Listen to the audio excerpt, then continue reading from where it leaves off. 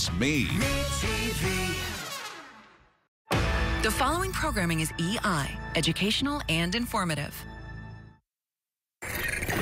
Today on Mystery Hunters. Everything about where we're going today says Stay away. so. Of course, we're heading in. Strange events surround a small island in New York. Creepy shadows, beds shaking in the night, and one boat after another wrecked on its shores. Is the island cursed? I'll be back at 1 a.m. to pick you up. Okay. Is there a scary underworld hidden in the jungles of Mexico? I'm diving into a sinkhole, a deep, dark, water-filled pit, in search of what the Mayans call the land of the dead. And Doubting Dave shows you how to make a sinkhole of your own. With just a few easy-to-find items, you too can make your own miniature sinkhole that works just like the big ones do. Mystery Hunters.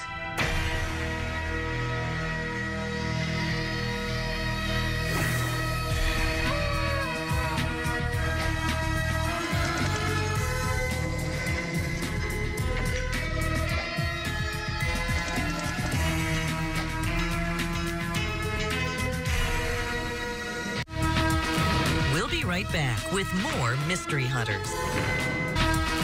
We now return to Mystery Hunters.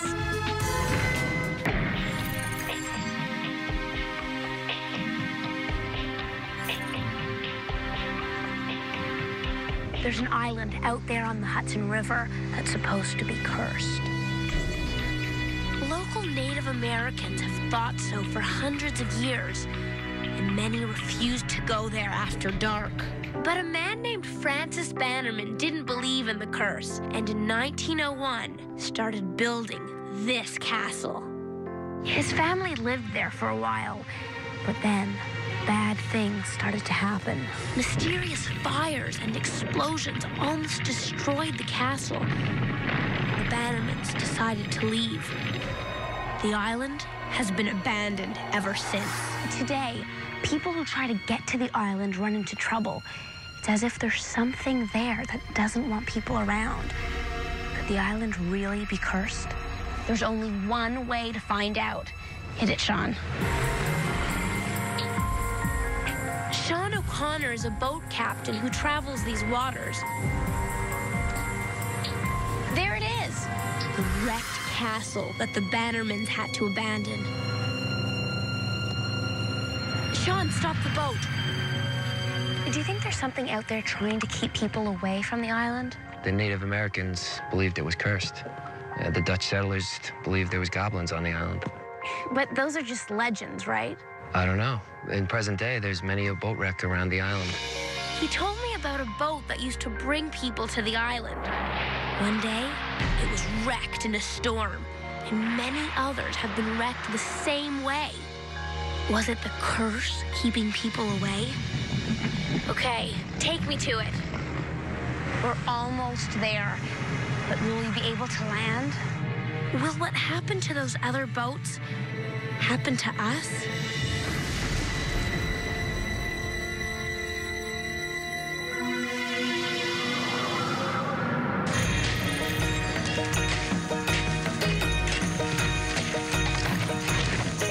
This Mexican jungle is filled with secret underground passageways. The Mayan people say they lead to the underworld, a dark, watery place where people go after they die. Is this just a myth? I'm here to find out. My guide is Dionisio. He's a Mayan. He knows where to find the entrances to the underground passages. Araya, ya llegamos al cenote, vamos a seguir. There it is, a sinkhole. Here they call them cenotes. Can this really be the entrance to the underworld? Araya, no te acerques, es peligroso. They're saying that it's dangerous not to get close. Cuídate, no. That there are spirits. The spirits? What spirits? Los espíritus que viven en los cenotes. They say that the spirits live in the cenote, and they don't like to be disturbed. Adiós, tío. Adiós, Araya. So, there are spirits here? Sí hay. Son espíritus que... They believe that Chak, a powerful Mayan god, lives in these cenotes. Wow, sounds scary. Can I go inside? Sí puedes ir. He won't take me there, because it's the home of Chak. I'm going to meet Melissa. She's a cave diver who's already explored these sinkholes. She should be able to tell me something about what's down there. You made it. Oh, hi, Melissa. Melissa has gone diving in many of the sinkholes of this jungle. Is it safe to dive here? Why don't I take you down there and show you? But first of all, we need to smoke the bees. See the African bees? They're very aggressive. These killer bees kill more people than any other animal in this jungle. The bees don't like smoke. This will keep them away while we're exploring. I'm glad I'm with an expert who knows the ways of this jungle. It's working. They're taking off. Right. I guess we're ready to climb down and see what, who is waiting for us. Could this really be the entrance to the underworld?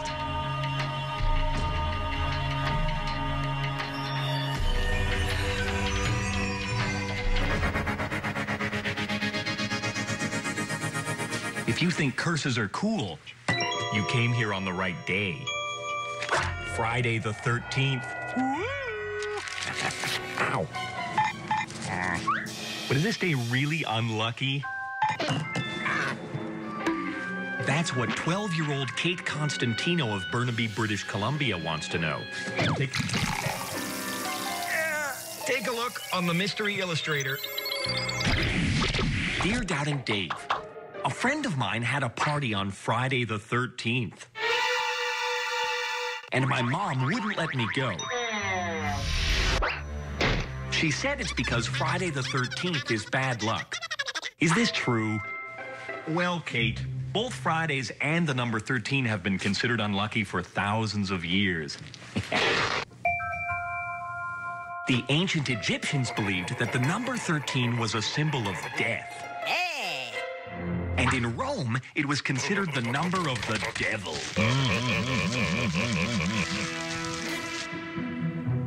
So what about Fridays? Ow! In the past, Friday was the most common day for people to be hanged. And, according to medieval legend, it's also the day that fairies and elves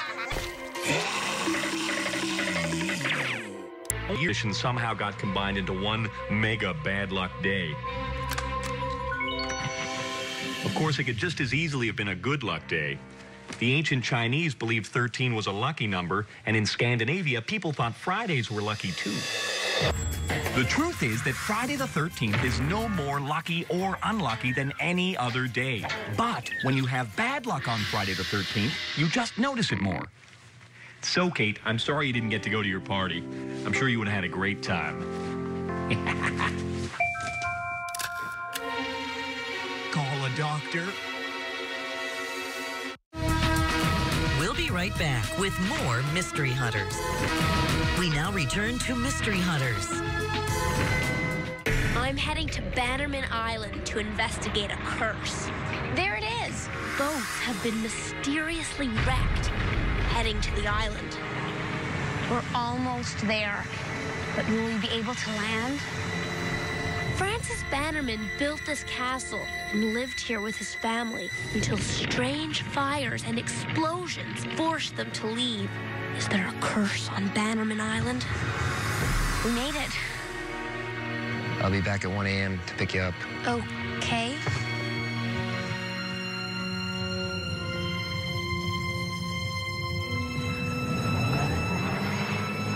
I remember that Native Americans didn't like coming here after dark. Am I about to find out why?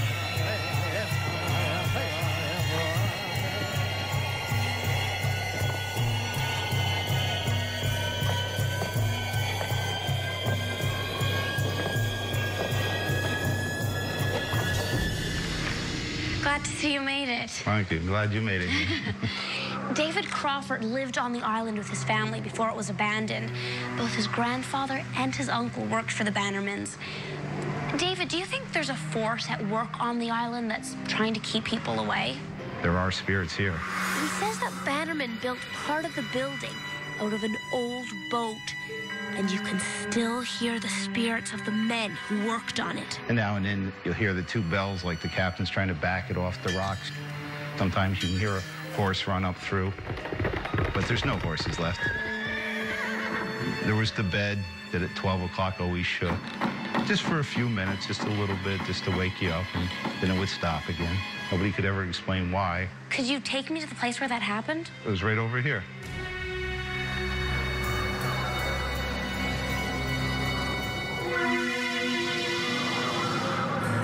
Could this really be the entrance to the underworld?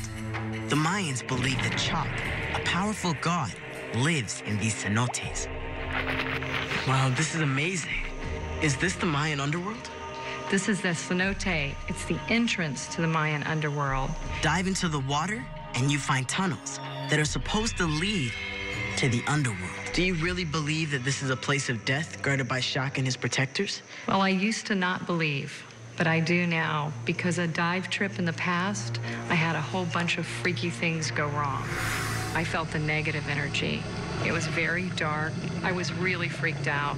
Melissa depends on her 2 wristwatch computers to guide her out of the dark tunnels.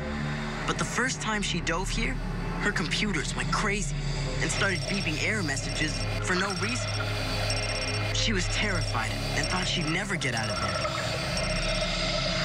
Do you think that Chak was trying to keep you out? I'm not sure, but I believe that you should make an offering before you enter the water of any of the cenotes because they're a sacred place. So if you're serious about going, I can take you to a shaman. All right, let's go. Melissa takes me and my camera crew to see Rogelio Espinosa. He's a Mayan shaman. He's asking Chakman to let me into his world.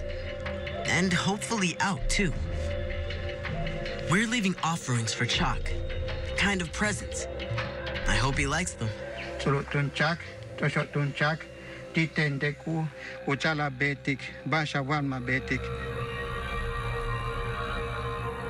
I'm offering a semi-precious stone in exchange for my safety. Meet Memo. He's an underwater archaeologist. He'll be my guide. You're ready. Have you ever run into Chak in these caves? Not really, but once we enter there, there's strange feelings. Just wait and see. Are you ready to go into the mouth of Chak? I'm ready. Let's do it. Okay, let's do it.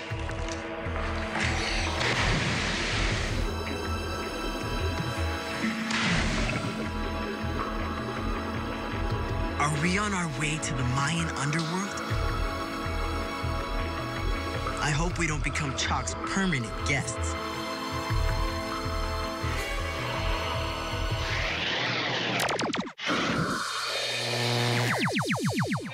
Are you tired of doing homework? Bored with your chores? Then how about becoming the ruler of your own sinkhole? Just like the ones in Mexico.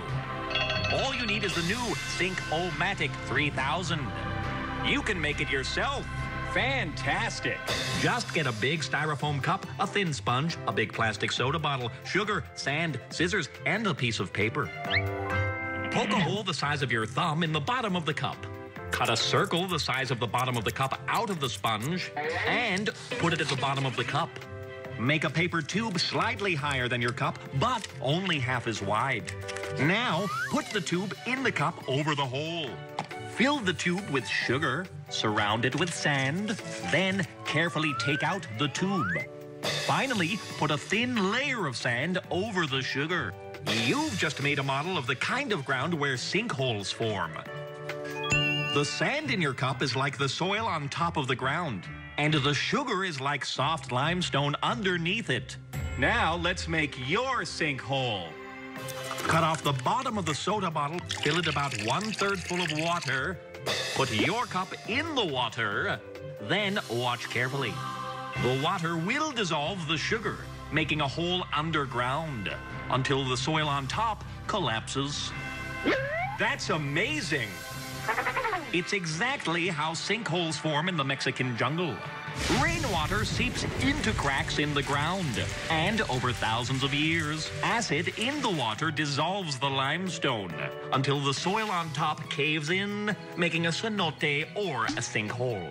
Now leave your sinkhole out, and don't be surprised if weird things start happening.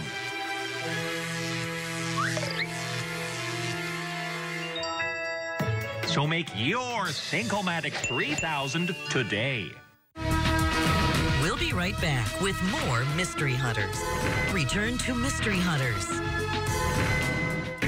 Strange things have happened to people who dare stay on Bannerman Island. Is it really cursed? Mysterious explosions and fires forced Francis Bannerman to abandon his castle, and other people report strange happenings in the night. It's almost midnight. That's the time when David's uncle felt something shaking his bed. It's midnight. This spooky old castle really is creepy, but nothing's happening and I don't hear anything unusual. Just the wind. It's almost 12:30. I have to catch my boat by 1. I hope Sean made it back.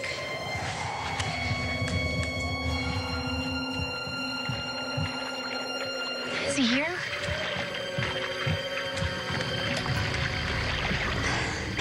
He's here. So how was it?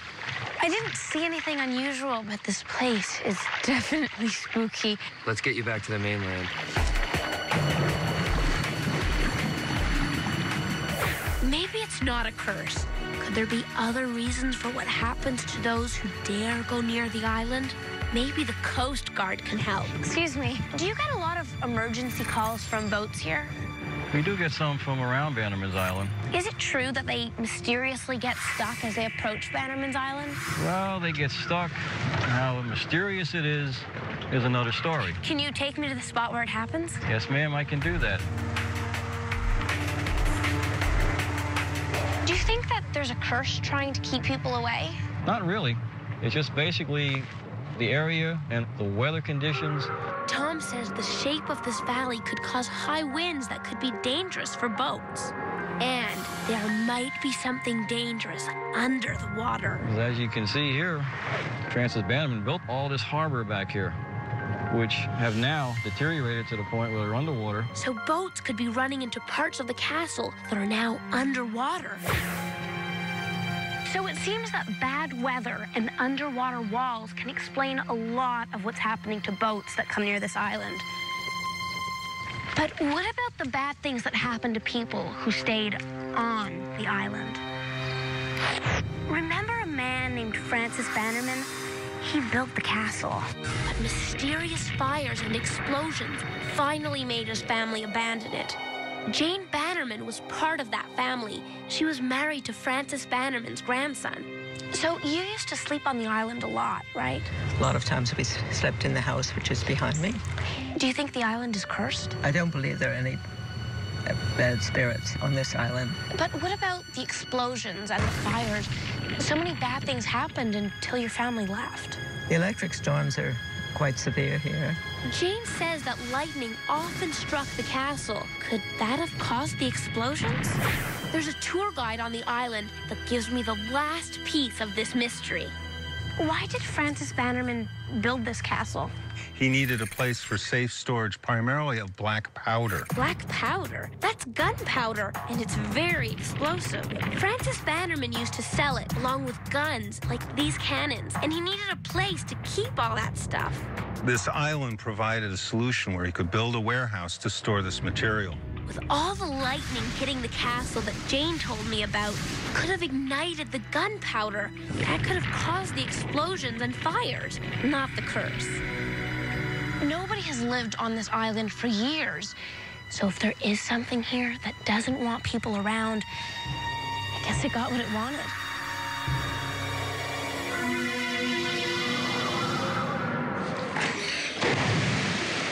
The Mayans believe that these watery caves lead to a scary underworld, guarded by the god Chak. Could they really be a place of death?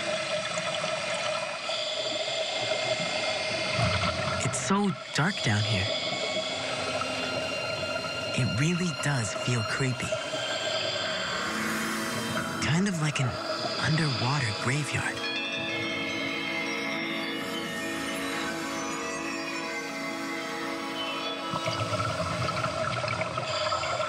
I wonder what we're gonna find down here.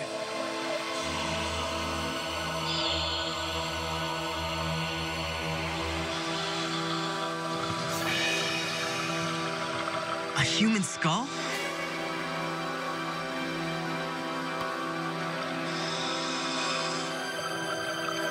How did it get all the way down here?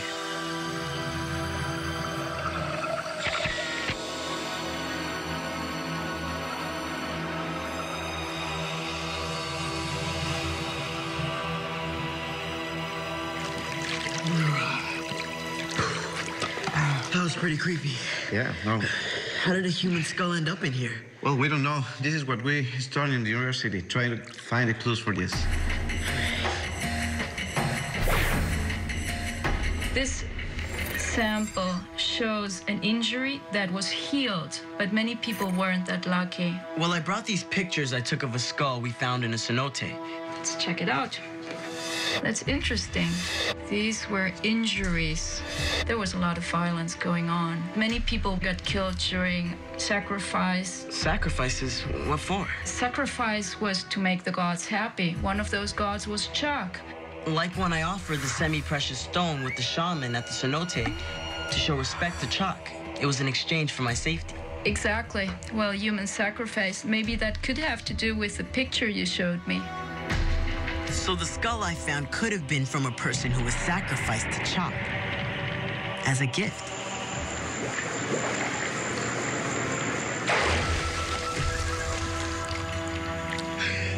So the cenotes really were a place of death, but they also gave life to the ancient Mayans.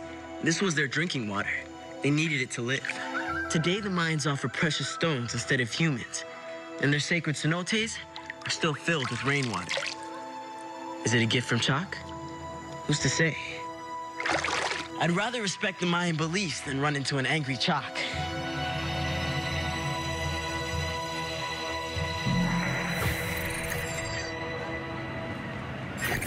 I can't believe you dove down into those cenotes like that. Weren't you freaked out? Are you kidding? Me? Nah. I got nerves of steel. Oh, yeah. Araya did have reason to be afraid, Christina. Although there's no concrete evidence that Chuck or any other god is involved, people still do occasionally die exploring the cenotes. And for the record, everyone knows that I'm the one with the nerves of steel around here. Thanks for watching. Hey, what's this? Oh, that's one of the semi-precious stones from the Yucatan. They say if you sacrifice it to Chuck, it'll make the rains come. It's worth a shot, I guess.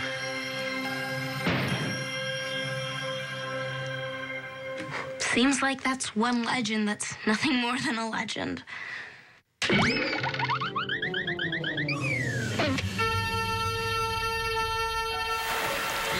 Remember, things aren't always what they seem.